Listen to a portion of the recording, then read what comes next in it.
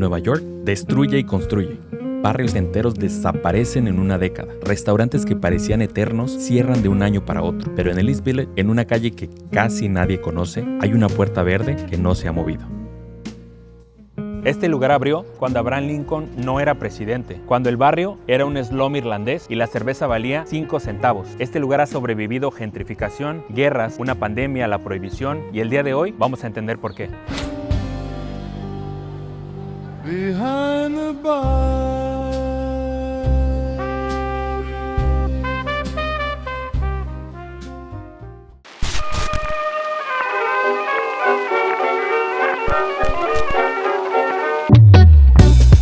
John McSorley tenía 24 años cuando subió a un barco en Liverpool rumbo a Nueva York. Llegó en enero de 1851, sin dinero y con un acento que nadie entendía, con una sola imagen en la cabeza: el pub de su pueblo en Tyrone. El barrio donde llegó no era exactamente una bienvenida. Five Points, el slum más denso de América. Irlandeses, alemanes, italianos, todos apilados en tenements que olían a humedad y desesperación. Los periódicos los llamaban la escoria de la ciudad. Los carteles decían: no se solicitan irlandeses. 3 años después de llegar, McSorley abrió una puerta en el número 15 de la calle 7 Este. Le llamó The Old House at Home, la vieja casa de la casa. No era un negocio, era un acto de memoria, una réplica imperfecta del pub que había dejado atrás en Irlanda.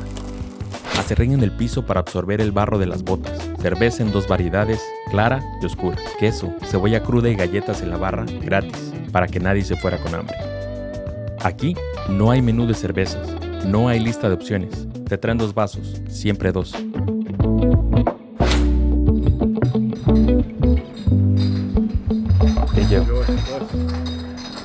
Aquí no hay un menú de cervezas, siempre te sirven 2, la clara y la oscura. Y así tú eliges cuál quieres. Así ha sido desde 1854. ¿Y por qué 2? Porque el dueño de este lugar, John McSorley, tenía caballos que atender en la parte trasera de este edificio. Y sus hijos, libros que leer y que estudiar. Así que no tenían tiempo para estarte sirviendo y preguntarte si querías 1 o 2. De una vez te traían las 2 y así no se tenían que preocupar cuando te acababas una. Simplemente tenías la otra. Los primeros clientes eran carniceros irlandeses del vecindario. Llegaban con delantales manchados de sangre. McSorley extendió acerrín en el piso para proteger la madera. Y el acerrín nunca se fue. También había artesanos, obreros, albañiles, hombres que construían la ciudad durante el día y venían aquí a recuperarse de ella por las noches. A pocos pasos del bar estaba Copper Union, la universidad gratuita que Peter Copper construyó para que los pobres pudieran educarse. Copper era millonario, inventor y filántropo. Cliente habitual de McSorley, tenía su propia mesa en el cuarto trasero. Y cuando murió en 1883, McSorley ordenó que su silla fuera cubierta con tela negra cada 4 de abril. Esa silla todavía está detrás de la barra. Esta silla que está atrás de mí perteneció al fundador de la universidad que está a media cuadra de aquí. Era un millonario que venía y le gustaba tomarse un par de cervezas entre trabajadores. McSorley no distinguía entre si eras rico o si eras pobre. Simplemente tenía un dicho y está aquí: be good or be gone. Compórtate o vete. El 27 de febrero de 1860, Abraham Lincoln cruzó Manhattan para dar el discurso que cambiaría su destino. En Copper Union habló sobre la esclavitud, sobre los territorios del oeste, sobre lo que significaba ser americano. El discurso lo lanzó a la candidatura presidencial y esa noche, según la leyenda del bar, Lincoln entró a McSorley. El asiento donde supuestamente se sentó está detrás de la barra, junto a una herradura desgastada de uno de los caballos que jalaron su cortejo fúnebre por Nueva York. Y aquí está el cartel de la captura del asesino de Lincoln. Lo colgaron en 1865 y nadie lo quitó. No como decoración, sino como memoria. Este bar guarda cosas porque alguien decidió que simplemente no se deben tirar. John McSorley murió en 1910 en el apartamento del segundo piso, encima del bar que había construido. Su hijo Bill lo heredó con una misión clara: no cambiar nada. Y entonces llegó algo que amenazaba con cambiar todo. 1917. Estados Unidos entra a la Primera Guerra Mundial. En el East Village, los hijos de los inmigrantes se alistan: irlandeses, italianos, judíos y alemanes. Los mismos que se peleaban en la calle se ponen el mismo uniforme. Antes de partir, muchos vienen a McSorley a tomarse la última cerveza, a despedirse del barrio, y algunos cuelgan un wishbone, el hueso de la suerte, en el candil sobre la barra. La promesa era simple: cuando vuelva, lo bajo yo mismo. Los que ves allá arriba son los que nadie bajó. En 2011, el Departamento de Salud de la ciudad de Nueva York obligó a los dueños a limpiar el candil por primera vez en 100 años. Claro, ellos lo hicieron a regañadientes. Los huesos que sobrevivieron a la limpieza fueron colgados de vuelta, no como decoración, sino como un memorial. En 1920, el gobierno federal prohíbe el alcohol. 150,000 bares en América cierran.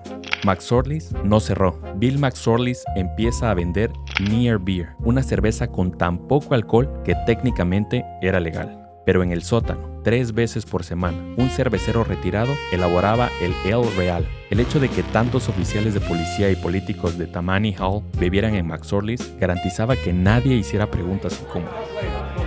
Este plato es más antiguo inclusive que la pizza de Lombardi's y el pastrami de Katz. Queso, cebolla cruda y galletas era lo único que McSorley's podía ofrecerte, y lo hacía simplemente para que no te fueras con hambre. Mientras el barrio cambiaba, el bar se convertía en imán para artistas. John Sloan, pintor de la escuela Ashcan, frecuentó McSorley's desde 1912. Entre 1912 y 1930, pintó 5 cuadros del bar. El más famoso, McSorley's Bar de 1912, cuelga hoy en el Detroit Institute of Art. Cuando lo exhibió por primera vez en el Harmony Show, lo puso en venta por $500 y no se vendió. Woody Guthrie tocaba guitarra en la mesa del frente. E. Cummings escribió un poema sobre el bar en 1923. Lo describió como un lugar íntimo y oscuro.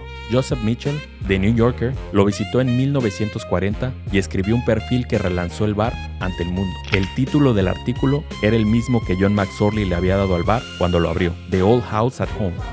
En esta mesa se sentó un hombre con una guitarra a componer canciones y a cantarlas sobre obreros, sobre inmigrantes y sobre gente que construye un país que otros habitan. McSorley's no era una galería ni un teatro, era un salón de 5 centavos, pero siempre supo reconocer a su gente. En 1939 muere Daniel O'Connell, el policía retirado que había comprado el bar a Bill McSorley. Lo hereda su hija Dorothy, primera mujer dueña de McSorley's, un bar que no permitía la entrada de mujeres, dirigido por una mujer que nunca entró. Le prometió a su padre que no pisaría el bar mientras estuviera abierto. Cumplió la promesa hasta su muerte. Solo visitaba los domingos por la noche cuando ya habían cerrado. Por 116 años, ninguna mujer entró a McSorley's. El lema lo decía sin rodeos: buena cerveza, cebolla cruda y nada de señoritas. En 1954, cuando el bar cumplió 100 años, la propia dueña, Dorothy Kirwan, celebró el aniversario en la banqueta de afuera porque había prometido no entrar. Para 1969, un grupo de abogadas de la Organización Nacional de Mujeres intentaban entrar y las rechazaron. Demandaron al bar por discriminación. El caso estableció un precedente legal. La licencia de alcohol del Estado convierte al bar en un espacio público, sujeto a la cláusula de igual protección de la Constitución. El 10 de agosto de 1970, McSorley's abre sus puertas a las mujeres, a regañadientes, según todos los testigos. McSorley's sobrevivió a una guerra civil, una guerra mundial, la prohibición, la gentrificación del East Village en los 70s, pero durante más de 116 años, la mitad de la humanidad no podía entrar a tomarse una cerveza aquí. En 1964, un joven irlandés de County Leitrim llamado Matthew Maher llega a Nueva York. La historia de cómo llegó a McSorley's es casi una leyenda del bar.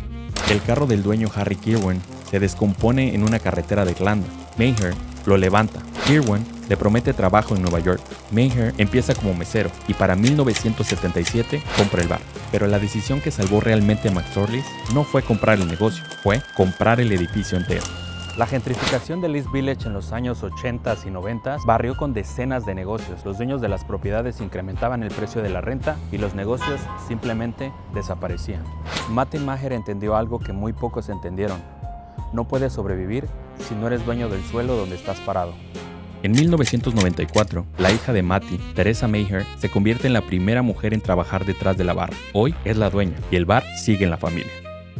Nueva York destruye y construye, pero hay lugares que resisten, no porque sean perfectos, sino porque alguien, en cada generación, decidió que valía la pena pelear por ellos.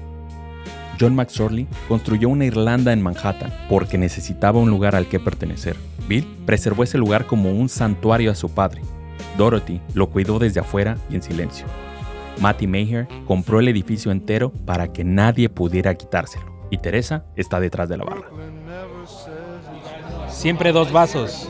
Y no porque fuera una tradición elegante o alguien lo hubiera diseñado así, sino porque un inmigrante irlandés no podía estar al pendiente de tus vasos, ya que tenía que estar pendiente de sus caballos.